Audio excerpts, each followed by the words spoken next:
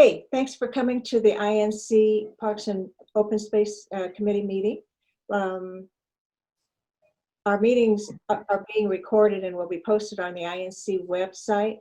After the presentation, there will be a short business meeting to share updates and upcoming public comments about the parks and policy. During this meeting, I'm asking people to please keep muted for the sound during the presentation, and then there'll be time afterwards for people to ask questions or in comments, and comments can always be written in the chat. There was a very interesting article in the Post over a month ago, and it talked about high temperatures, quality and quantity of parks, and a disparity for people of color and lower economic areas. And I found this information in the article came from the Trust for Public Land. And so I was able to contact them, and we have two speakers tonight, and we're very excited and want to welcome them. The first, Jim Petterson, who is Colorado and Southwest Regional Director for the Trust of Public Land, and Linda Whang, who is the Director, I hope I did that right, Director of Strategy and Innovations for the Trust for Public Land. I didn't do it right, Linda, I apologize. I've been practicing so I could. No worries. In my nervousness, I went, oh, exactly wrong. Anyway, without further ado, how about, I know, Jim, you're going to start off and talk a little bit about the Trust for Public Land, and then following that, we'll have Linda do some presentation. Great. Can you hear me? Yes. Yes. My computer screen on the Zoom just froze up, so my computer will have to think seriously about this whole thing for a minute, and then I'll be able to share my screen and the presentation that Linda and I will be using. But the good news is I just got an email from our our information technology department saying that my laptop was overdue for replacement. So fear not, things will get better soon. So I apologize while we wait for the computer to sort itself out here. We can see you pretty well. So my job, You're moving. you can still see me? Yeah. Oh, that's interesting. Okay, well, you all are frozen and I can't do anything on my computer. So I'll just wing it here, and then I'll catch up with the presentation once the spinning wheel of death stops here on my computer. My job here is pretty easy. I'm just going to give you a little bit of an introduction to the Trust for Public Land and our work here in Colorado, and then introduce my colleague, Linda Whang, to talk about the Heat is On study that you mentioned, Cindy. So thanks.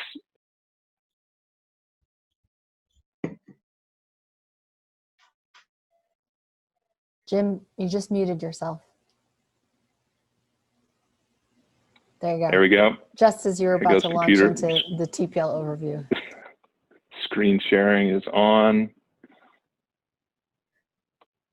All right, so the ad-libbing can now stop, and we'll actually follow this. So the introduction to the Trust Public Land, our work here in Colorado.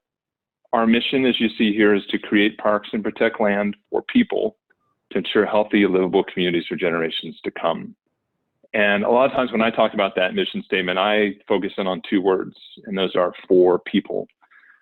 People are at the heart and the center of everything we do, as are their communities. We are about finding creative ways in partnership with local communities to enhance connections to the outdoors.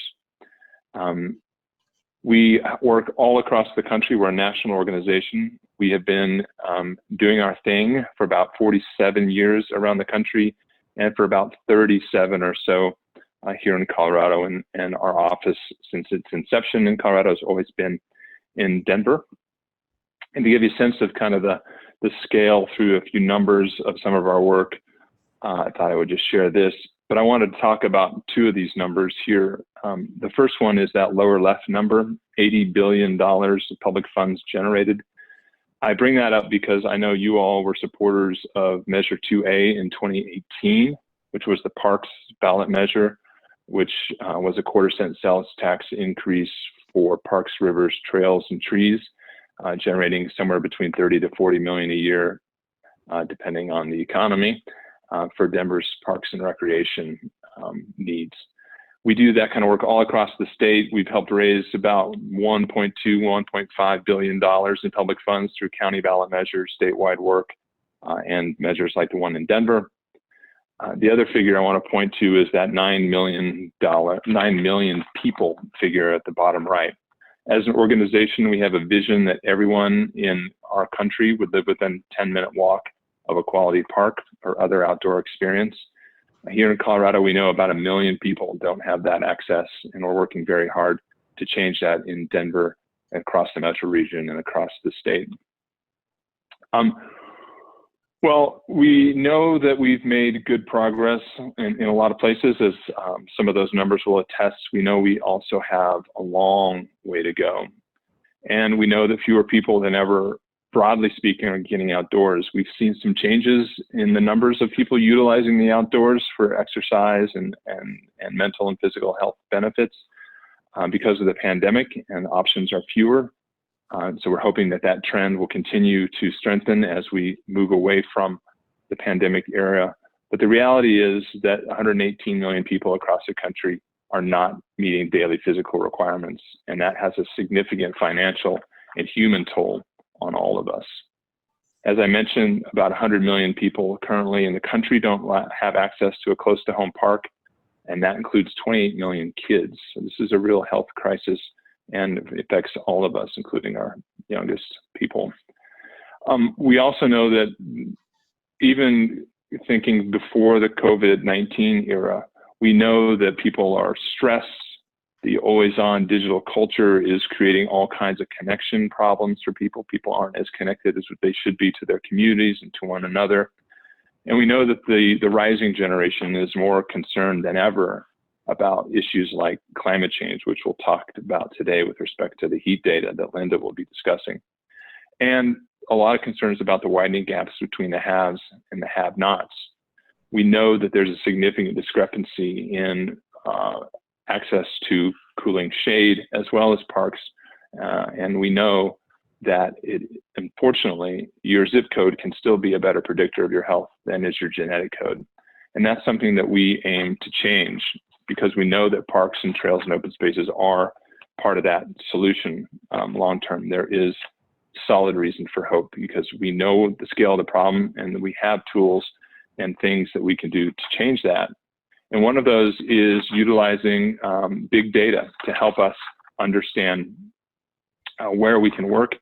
Linda and her team are developing a lot of new insights through data and analysis that we use with decision makers to help inform master planning, to help inform new laws, ballot measures, and other things. We are using, creating an annual ranking of cities and how they're doing on terms of parks and park access, which Linda will talk about. And thanks to Linda and her team, we can actually measure down to the neighborhood block level what kind of access people have to parks, and are we moving the needle on improving health outcomes, addressing heat-related deaths in disadvantaged communities. So Linda and her team are making a big difference in this work. But we also know that data can't solve all of the problems. We, as an organization, and here in Colorado and Denver, invest heavily in working with local communities. We want to understand local contexts so that we can ensure that the parks that we help deliver reflect local cultures, local desires and visions, and the heritage of these local neighborhoods. We feel that we're pretty relentless in understanding the needs and challenges of local communities. And our focus is, after that community engagement, is on really delivering tangible, lasting results on the ground. That's what we're known for.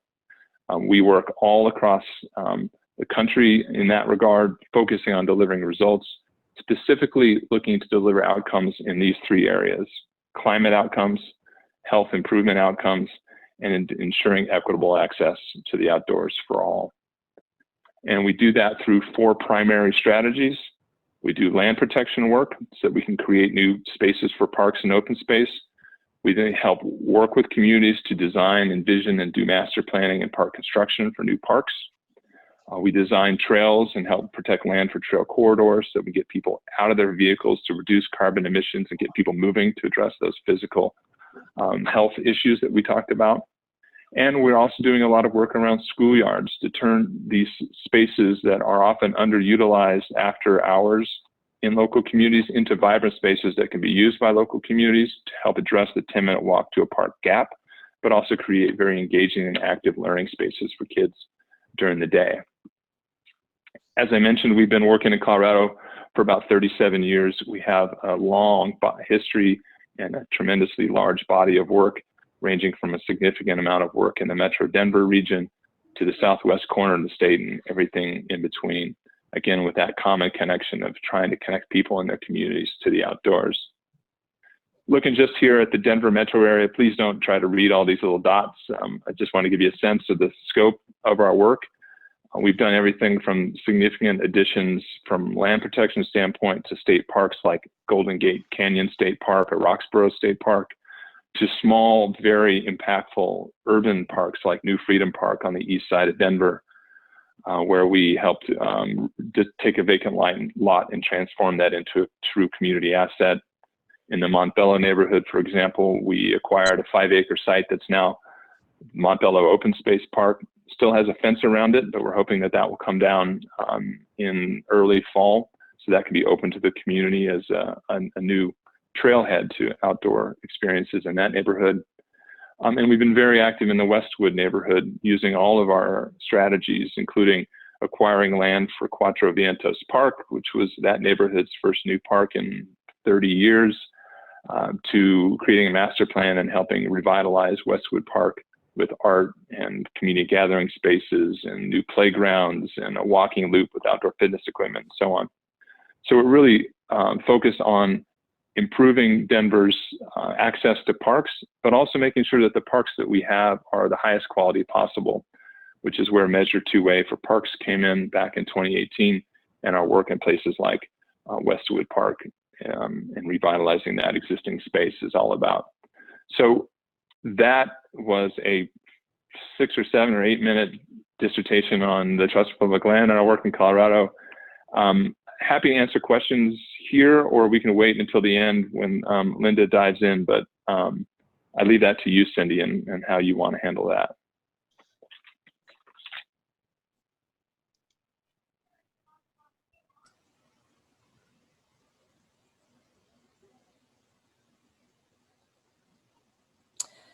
Well, what I would suggest that I can speak to the reports, and then we Sure. should have enough time to take questions for both Jim and I when I'm finished. I also just have a handful of slides.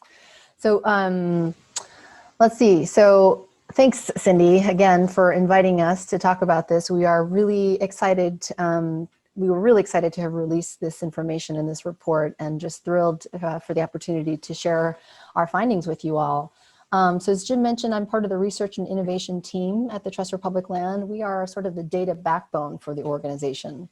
So we're a team of geospatial analysts and data analytics professionals. We have a data scientist on our team. We have a couple of planners as well as conservation economists.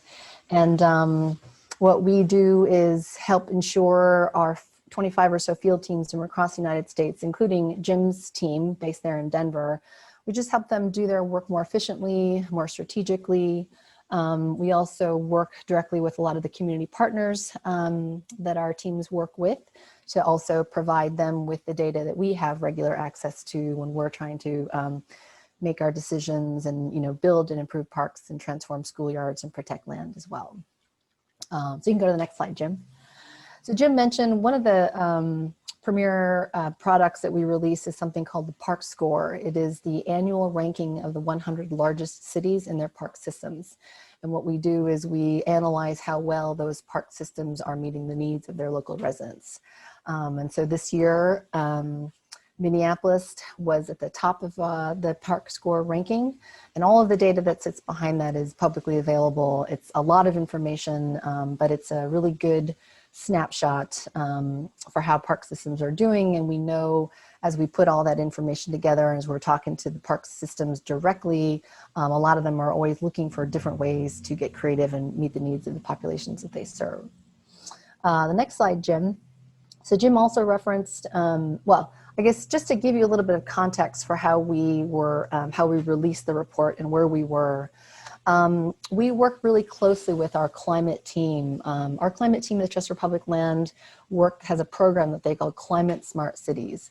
And this is an effort just to always ensure that every park we build is climate smart. So it's taking advantage of green infrastructure and different ways that green infrastructure and parks can help to keep cities cool, can connect neighbors to each other, and can act as mobility, different mobility other than just cars all the time and personal automobiles, where parks and open space can help absorb rainwater, stormwater, and flood, and also act as protection, protective barriers to rainstorms, or even, as Jim mentioned, where we can be acquiring land for parks and open space. So we work very hands-on with our city partners, and then a whole technical team to help us to really have them articulate their priorities to us. And so we built a tool for Denver. This is just one example. We've built these specific decision support tools for about 14 cities or so. And what we started to notice was in each of these cities, we were including data related to urban heat. And so this is just a quick snapshot of what that looks like for Denver. And then we also included heat for a tool that we built for the city of Dallas. Same thing for the city of Cleveland and for Chattanooga as well. And we thought, every time we include this data, we are recreating this wheel every single time. And we're also hearing from more and more cities that this information is really important and it's really hard to get to. And so we realized, we could offer a lot here to the space if we can create or provide every city with urban heat island data. So if you go to the next slide, Jim, we have, as Jim mentioned, we know where every park is for 14,000 cities and towns. So we offer a tool called PARC Serve, and you can type in any city here and it will show you the areas of park need in your city. And on the next slide, what you'll see is we then released, we created an urban heat island data set for all of those 14,000 cities and towns. And so now when you go to PARC Serve, in addition to seeing where your areas of park need are located, you have the option here to turn on and be able to visualize a data layer showing you all your urban heat islands. And then you can then see where those top 5 areas are. So it's a really nice way for city planners, decision makers, community organizations like yourselves to quickly see where areas of park need also overlap with areas of extreme heat.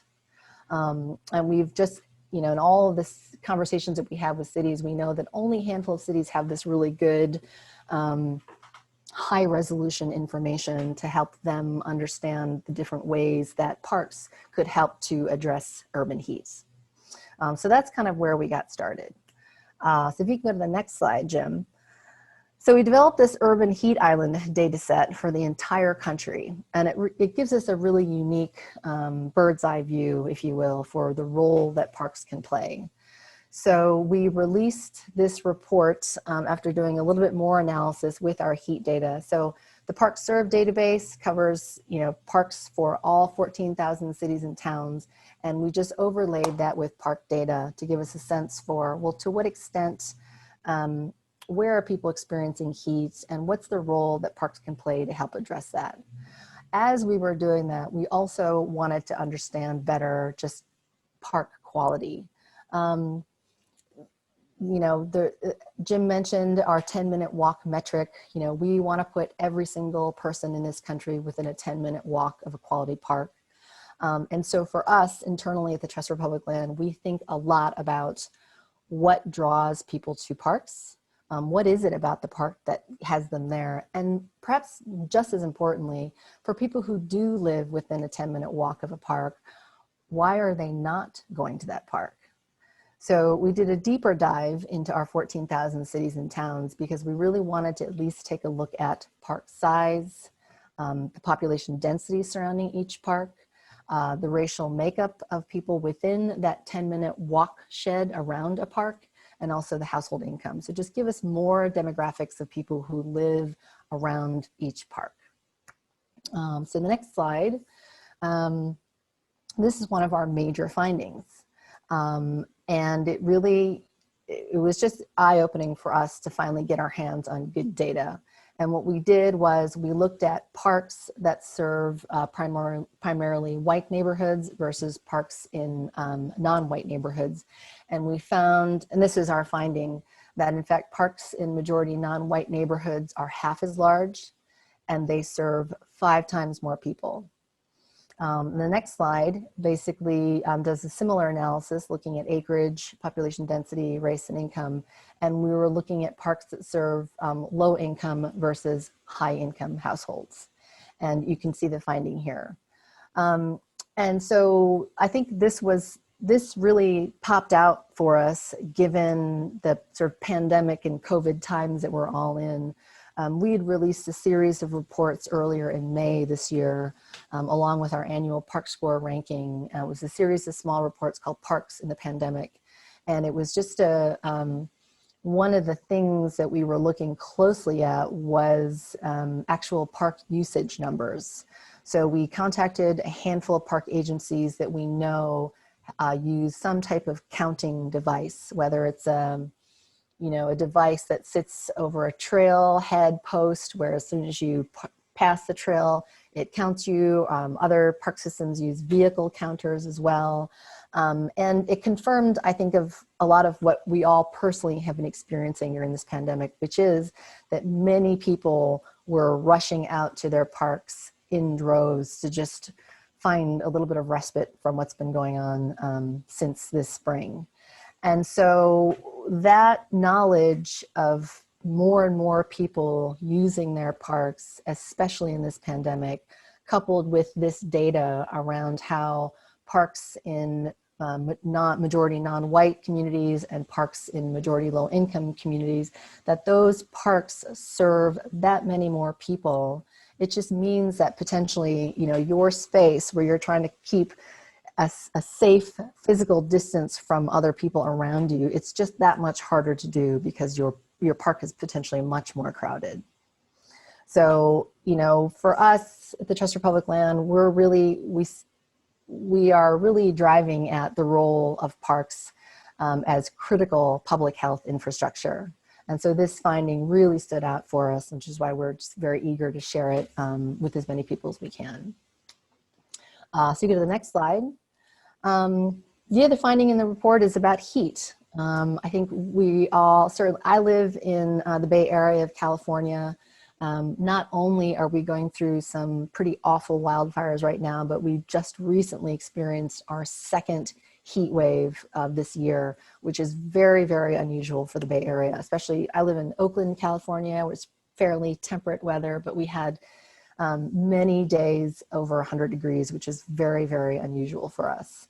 And so, and we know now also that this year may be another record-breaking year in terms of number of days of extreme heat. So as we look back over time, even in the last 5 years, we're seeing that every year we are breaking records for extreme heat here in the United States. And that's a significant health issue because heat is the #1 weather-related killer of people here in this country. So when we do our 10-minute walk analysis for heat, what we do here, the image that you see here shaded in this sort of yellow, lighter yellow-green color, that's the 10-minute walk shed. That is the dark green patch in the middle is actually Mestizo Curtis Park out there in Denver. And so the shaded area around it is that 10-minute walk shed. So for us at the Trust for Public Land, we focus quite a bit on things that happen inside that 10-minute walk area and areas outside of that 10-minute walk area. So what we've done is an analysis for the country, basically for all 14,000 cities and towns, to look at those areas inside a 10-minute walk and those areas outside of a 10-minute walk. And for Denver, this is actually what we discovered. If you go to the next slide. We know that parks can play a significant role in addressing extreme heat. And what we found in Denver, again, when we're comparing that 10-minute walk area directly around a park versus the areas outside of that 10-minute walk shed, you can see the heat differential between those two areas. It's quite significant. And we know that for, this is, again, is just, these are extreme temperatures. I think what probably happened here is that we're, in Denver, there's a wide range of park sizes, and there's also a wide range of parks with different degrees of tree canopy cover and different degrees of vegetation. And so for parks that offer a significant cooling effect, it is largely due to what we think of as deep green canopy cover. So really extensive coverage of thick green trees, and then good vegetation on the ground as well. And that combination of canopy cover and vegetation is what allows parks to offer that cooling benefit for people. All right, so next slide, Jim.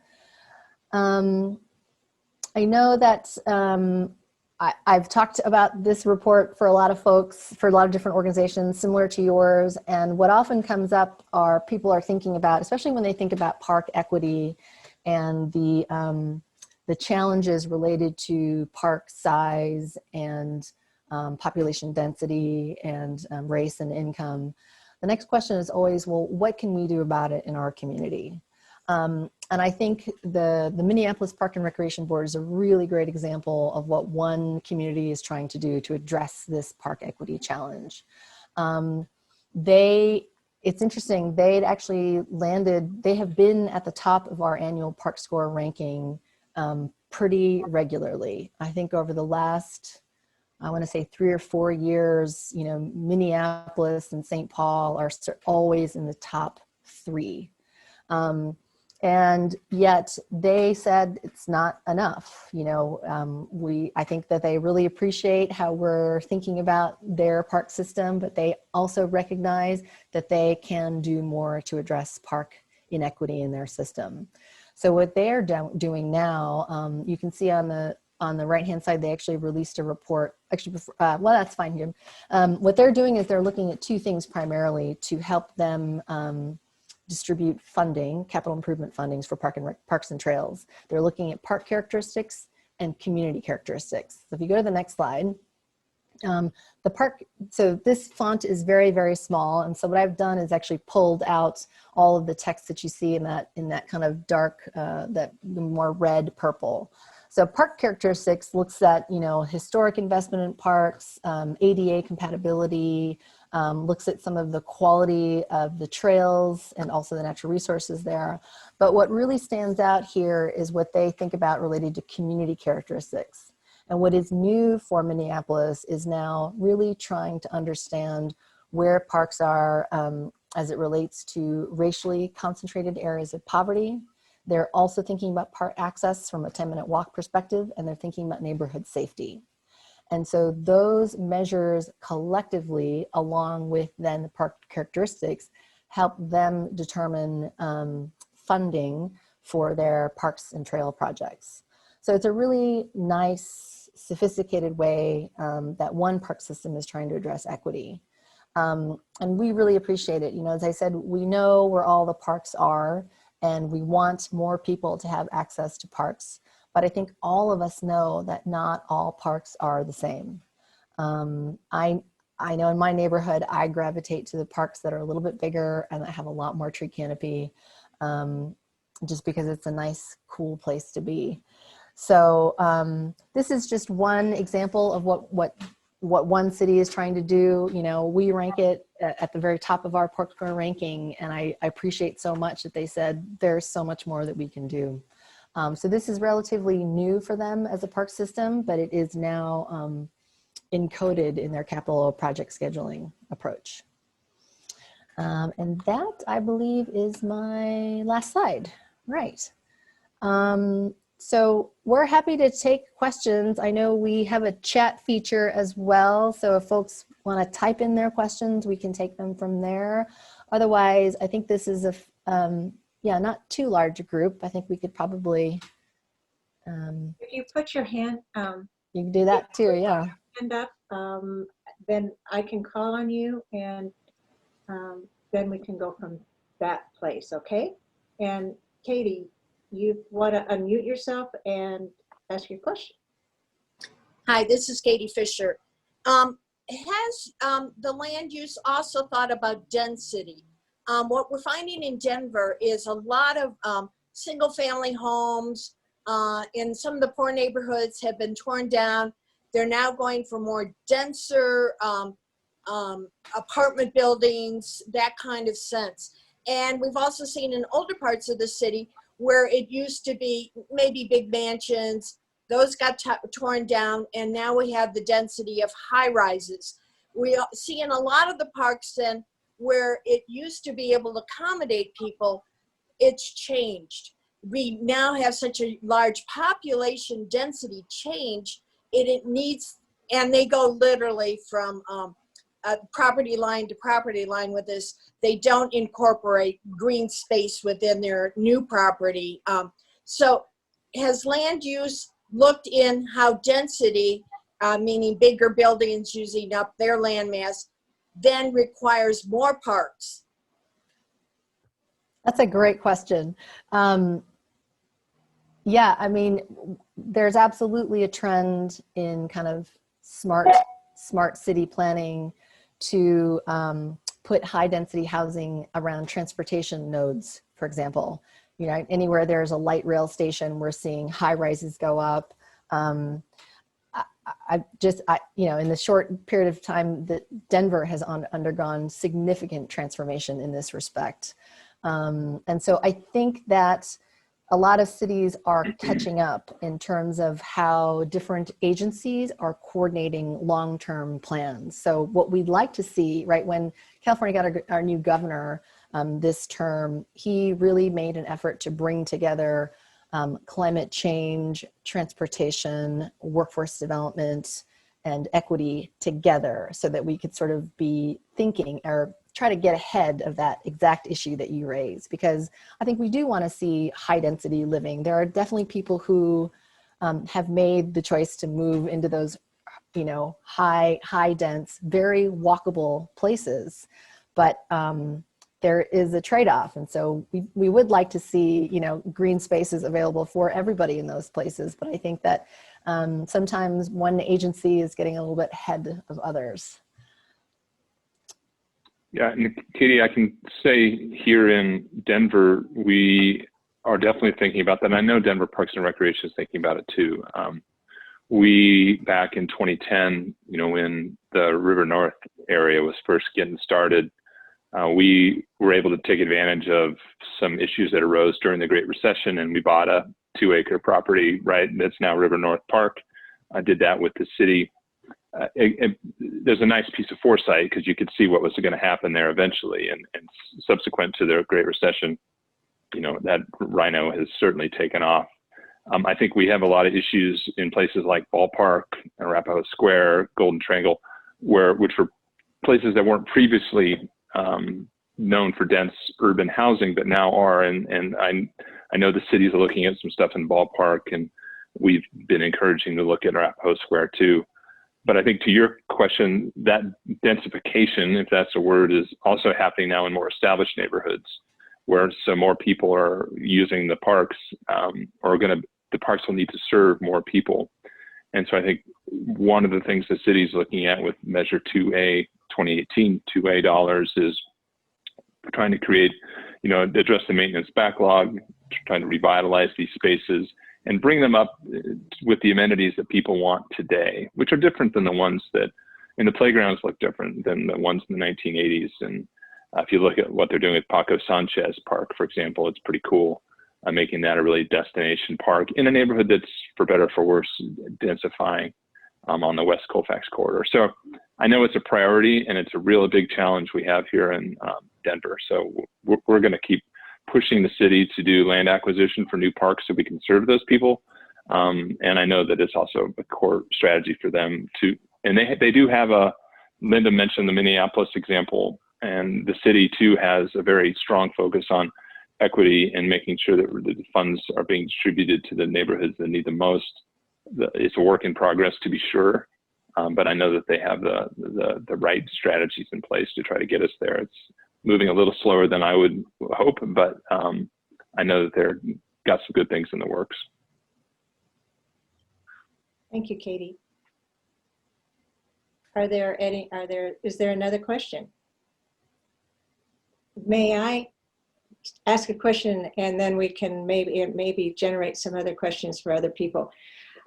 I think one of the things that I have concerns about is quality of parks when we talk about 10-minute parks, 10-minute walk.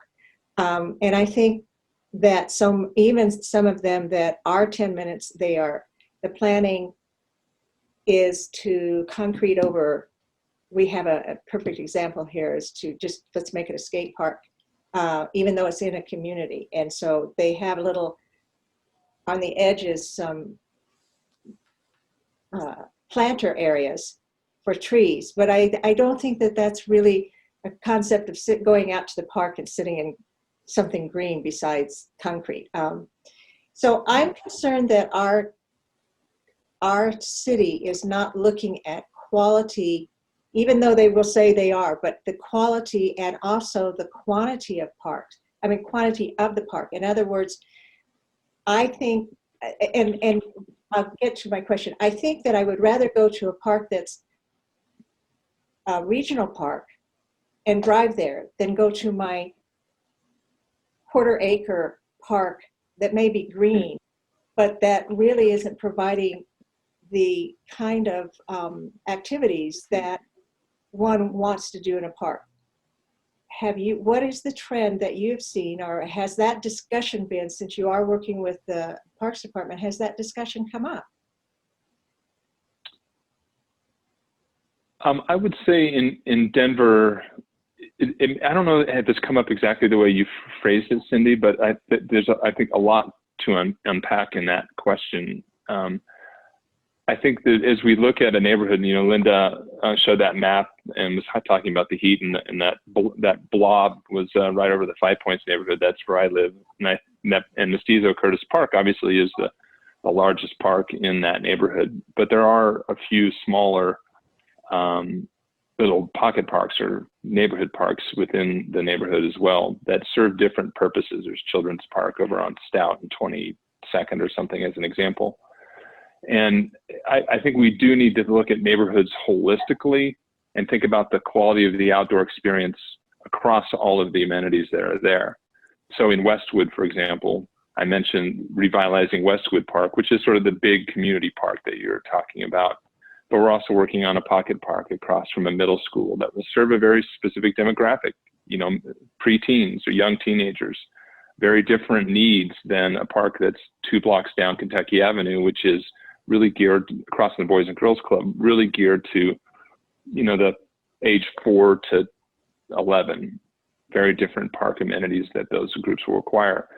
And we're also working on an intra-neighborhood loop called the Westwood Via Verde, a network of sidewalks and on and off street bike lanes and other things to help increase mobility around that neighborhood and connect parks and libraries and clinics and everything else together. And so when you look at a neighborhood in that holistic context and understand how people want to use these spaces and help create ways to safely get to these spaces, the quality of the walk as well as the quality of the park, then I think, Cindy, you begin to get to the questions that you're asking of how do we think about our neighborhood writ large rather than just thinking about a park and making sure that we can fit in all of the needs that we have in a given space with different size parks, different amenities in parks, and making sure that the walk to those places is safe and interesting. So I think the city is looking at this. I think like every other agency or nonprofit, they are under-resourced with staffing to do it everywhere all at once. But I know they're looking at it in some places, and I think Westwood and our partnership with the city and the community is a good example of what we can do when we all work together. Okay. Questions? Cindy, this is Brad. I'd like to jump in. Please. And kind of going back to what Linda was saying, at least kind of reiterate what I was hearing and maybe ask if Linda could could elaborate on it. But you were really talking, and this is on the issue of cooling, how really the park size and sort of the vegetative makeup of the park was pretty important. And, you know, to me, it seems somewhat intuitive, you know, obviously more trees, you know, God forbid the, you know, dreaded Kentucky bluegrass or whatever, you know, the kind of things, and in a larger size is going to obviously create more cooling. And I can speak to that very personally. I live right next to Cheeseman Park here in Denver, you know, an 80-acre park that the amount of cooling that occurs, you know, right before sunset is just unbelievable, and very measurable. You know, and you compare that to what Terry was just talking about, the little 2-acre park up by the river in Rhino, which clearly is a totally different kind of park. And that's what I was kind of hearing, basically. In other words, not all parks are the same when it kind of comes to cooling. And I'm wondering if you could elaborate on that, you know, because quite honestly, many of us here are really focused on the issue of trying to establish a large enough, you know, regional park in Denver that really has some of those noticeable cooling effects. So could you maybe, you know, what more can you elaborate on that? Let's see, what more could I say about that? I mean, you got the basic contours of it absolutely right.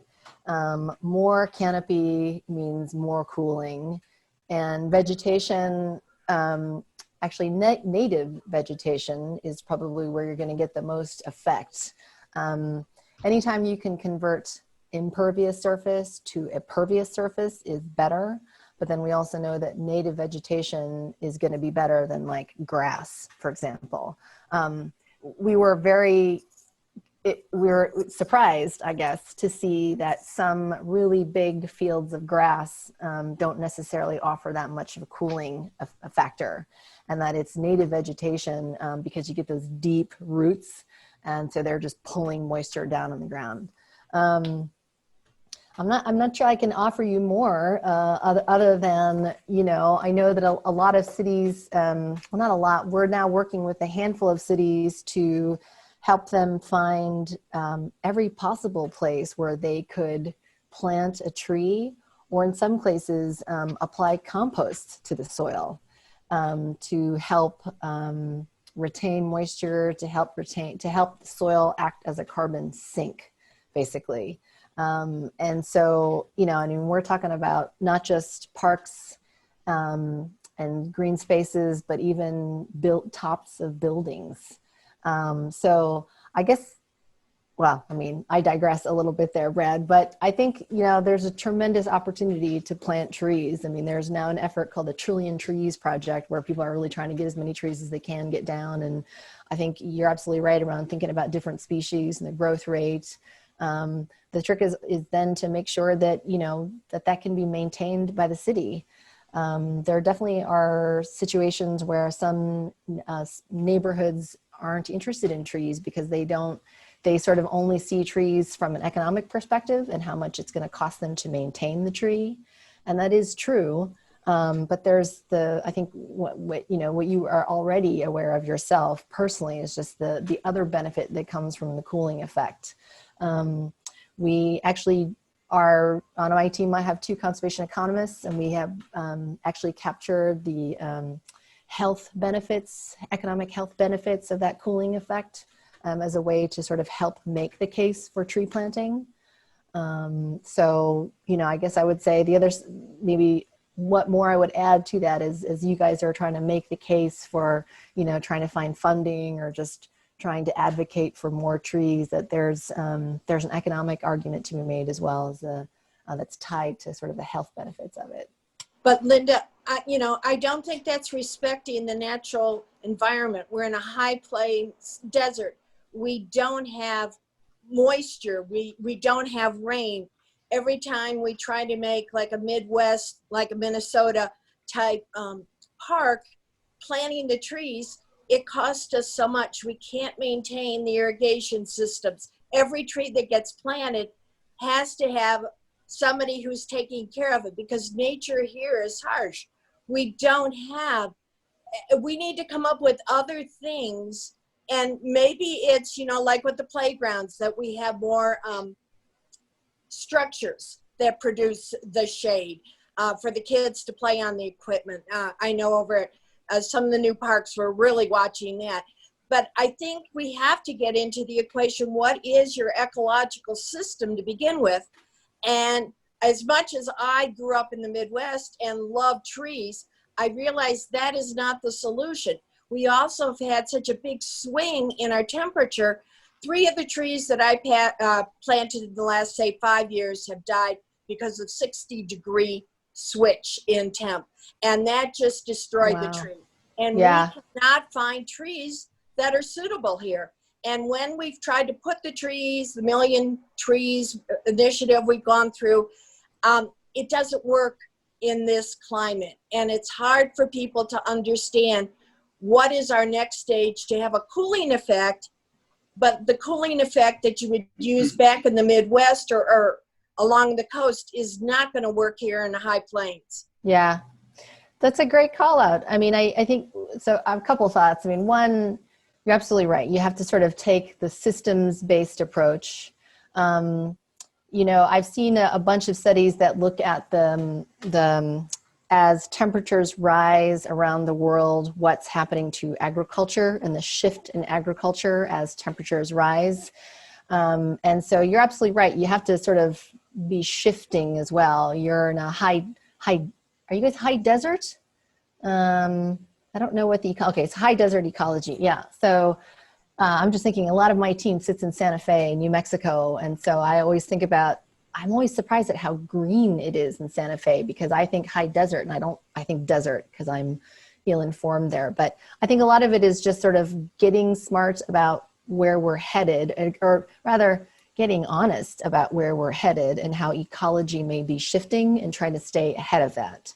The other thing is that, you know, I think trees offer one benefit around cooling, but if we take a full ecosystem services approach around all of the different benefits that can come from healthy functioning ecosystems, you start to sort of see how much more trees can offer you outside of just shading. Shading may be the one tiny thing, the one benefit, right? But it's all about helping to filtrate water, keep your water clean, keep it cool, air purification as well. So you're right, you can't just put anything there. I have a hail strip in front of my house that just gets beat down with sun, and I've gone through 2 different species of maple and it just won't do it. So I need to switch gears somehow. I think my region is turning into desert as you guys are sort of shifting into something else. So the costs are a real thing. I think what we often try to do is give people a bigger picture as much as we can, to say, before you decide, make a decision based on one type of costs, let's think about a lot of other type of costs and other benefits that we can monetize for you, so that you're at least making sort of apples to apples comparisons wherever you can. But you're right, you know, some stuff is just, you have to sort of go, well, if I have to put, you know, $100 into it every single year, and it's only returning me $1 every quarter, doesn't seem like it's a good trade-off. I would like to, I know Woody, you would like to speak. Jim, can you tell us where on the list on 2020 that Denver is, and are we going up or are we going down as far as our park, providing our park?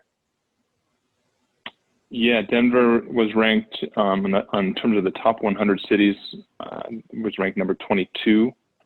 About 91% of Denver residents are served within a 10-minute walk of a park. Again, not necessarily a quality park, but working to change that. And Denver, there has been some methodology changes over the years. Denver has been dropping in the national rankings. It continues to make improvements in its numbers that feed into the ranking, but other cities are making progress faster. So that's a challenge. Denver's also been getting a lot more population, so our population base has been increasing faster than our investment in parks. So we had, prior to 2018, had lagged behind significantly on investments per capita in parks, and we're beginning to see that number improve now with Measure 2A.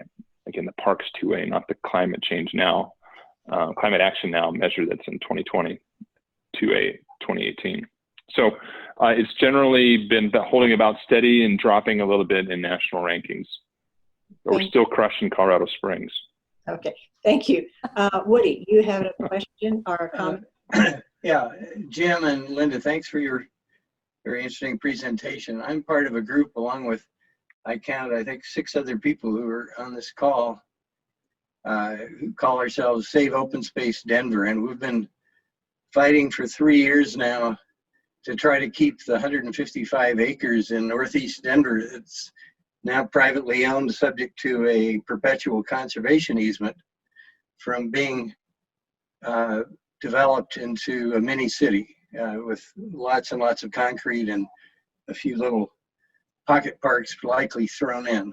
And it's a long story I won't drag you into. Jim, you may know something about these issues. And I guess my question is that it would appear that the mission of Trust for Public Lands is completely consistent with our object here of trying to preserve that open space and having needed development in the area built around that land and not on the land. And this is a big political fight. And we have a mayor who appears to be hell-bent on supporting the developer who wants to break the easement and have the land developed. And I'm interested in knowing whether Trust for Public Lands would be interested in helping us to analyze the issues so that we can present the kinds of things you're talking about the benefit of that open space, particularly in that area which is just south of the newly expanded Interstate 70, which is going to produce much, much more pollution than it already is. And so that's the basic question. I mean, you would appear to be a very important and logical ally for our effort, which has been going on for a while, and it unfortunately probably is going to go on for a while longer.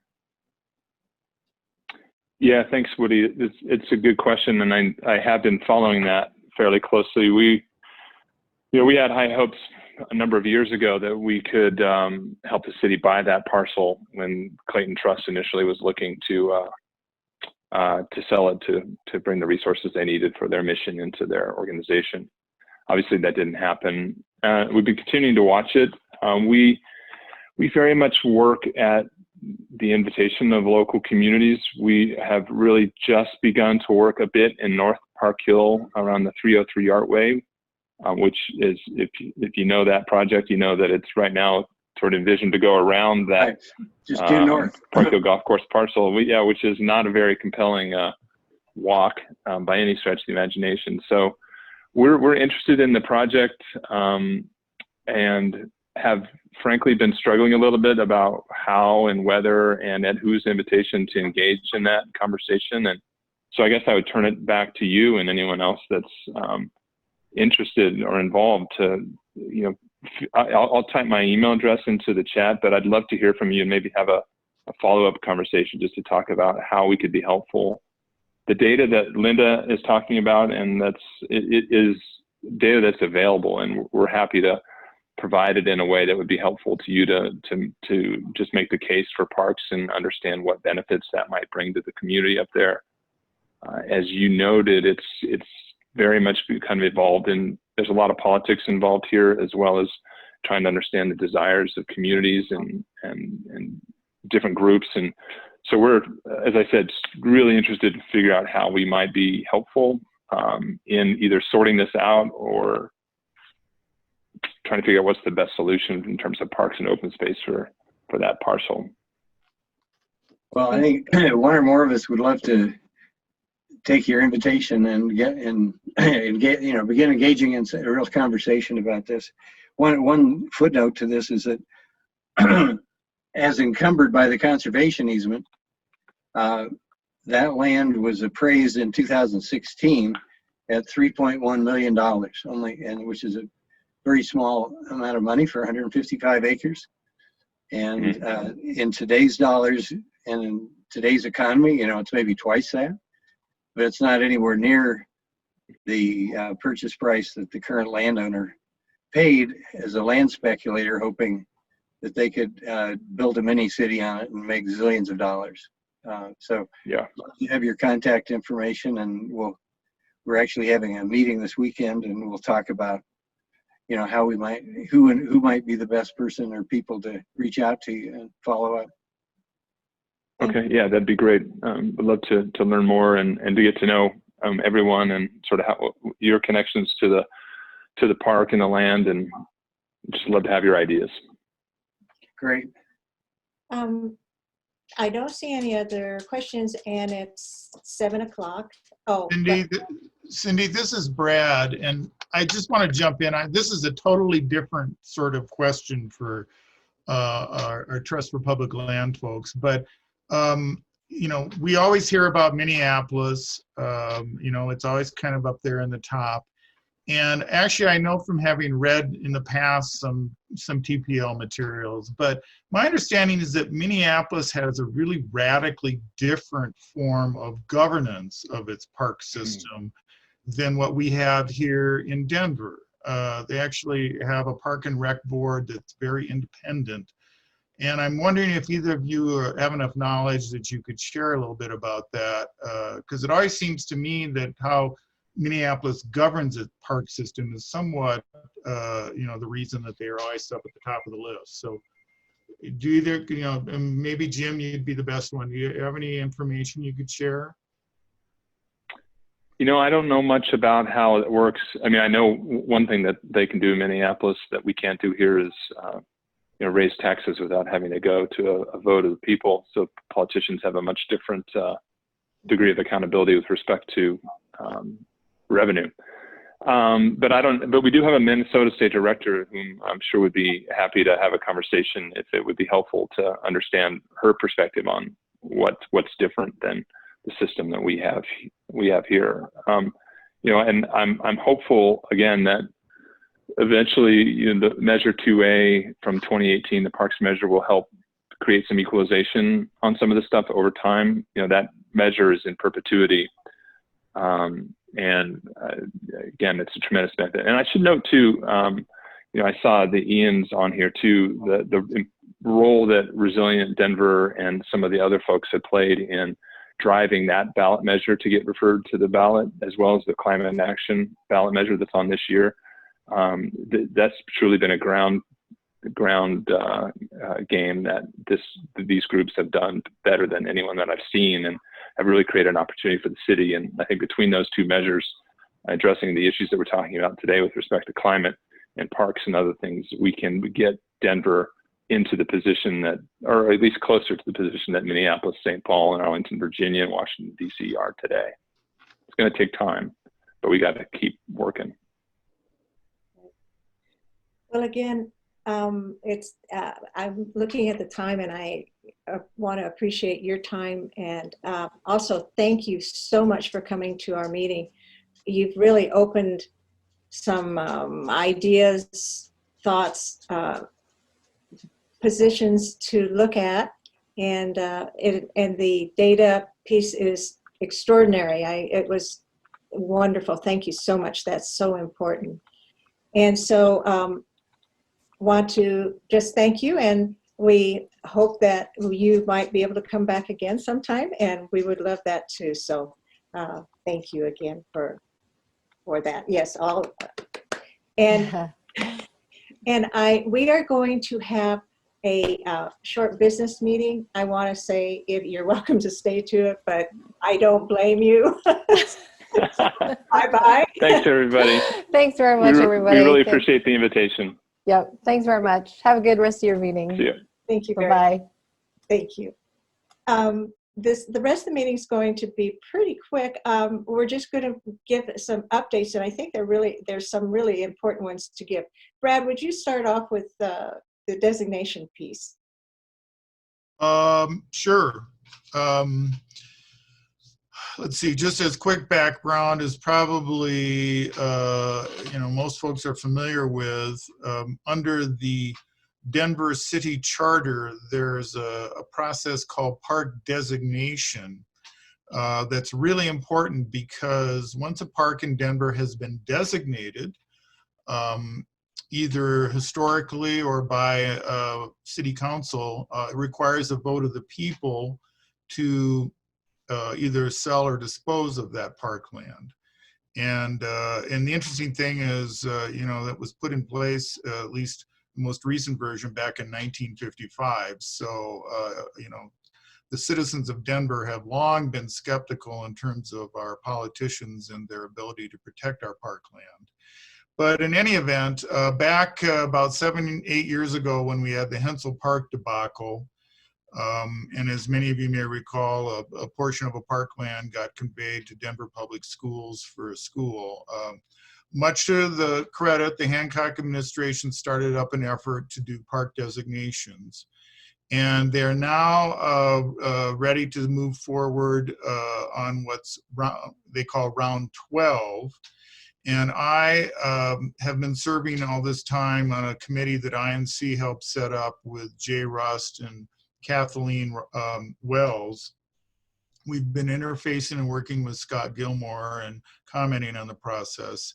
And a couple days ago, Scott had said, okay, they're going to move round 12 up. And it's got about 6 parks. Woody will be most interested to know, of course, it includes the large segment of City Park Golf Course that Woody and other folks discovered had not been designated by a quirky lease that was in effect back in 1955. So that's included. Altogether, there's a total of about 100 acres. Divided among 6 parks. Some of them are very small, like a half an acre park up on Martinez Park, straddling Lakewood Gulch. But it does indicate, Parks is continuing to move this process forward. According to their statistics, I think at the end of this, 82% of the park system would be designated. And it should be recognized that there are a lot of parks that can't be designated for different reasons. For example, Kennedy ball fields down, by Cherry Creek Dam aren't owned by the city. They're actually leased from Army Corps of Engineers. So there are a number of parks that can't be designated, but they continue to work on it. So what Scott indicated was the hope was to have them accomplished by by November. And typical thing, it goes to the LUDI, the Land Use Committee first, and then on to City Council. And most recently, they've pretty much gone through with absolutely no comment, which is fine with me. Basically getting more parks designated seems to be a great thing to do. So. We've got, they did send us an information packet. I know Maggie's got a copy of it, and if anyone's really interested to see what parks there are, we can certainly forward that information packet on to folks. It's got a lot of information. We'll put that on the INC website and send it out with our minutes. Great. Yeah, it's really got a lot of really great information in there about the whole recent park designation process, because it is something that the Hancock administration really, and rightfully so, has really touted as one of the good things they've been doing. So, any questions? All right, thanks. Thanks, Brent. Katie, you were going to just quickly go through PRAB highlights. On PRAB, they just met last week on a Zoom meeting. 2 things to bring to everyone's attention. Next meeting in October will be the public meeting on alcohol in the parks. The second public meeting will be wheeled vehicles in the park and what all that means on the parks and the trails. And other than that, there's continued conversations going on what is the purpose of PRAB and all of that. They're working on that internally. So just to let everyone know that there's 2 public meetings coming up. That other item I did want to say quickly, brought to the PRAB meeting, was the public's interest include, and we've had some of the, closure of roads in parks is what I'm trying to say. And whether that should continue continually, or thoughts and conversations in the future on which parks. I mean, they realize not one solution fits all. We can't stop carts cars in all parks, especially around rec centers and stuff like that. So just to keep your heads up that conversations have started. Thank you very much. I want to, is there any other information that people would like to share about parks issues? And I'm looking. All right. Well, I want to share something with you. I am stepping down as co-chair for the INC Parks and Rec Committee. I really enjoyed working with Maggie, and it's been a very good experience.